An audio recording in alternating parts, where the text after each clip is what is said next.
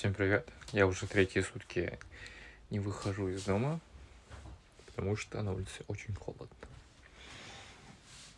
Сейчас я вам покажу. Это не телефон грязный, а на улице минус 50 чем-то. Выходить на улицу вообще не хочется. Вот.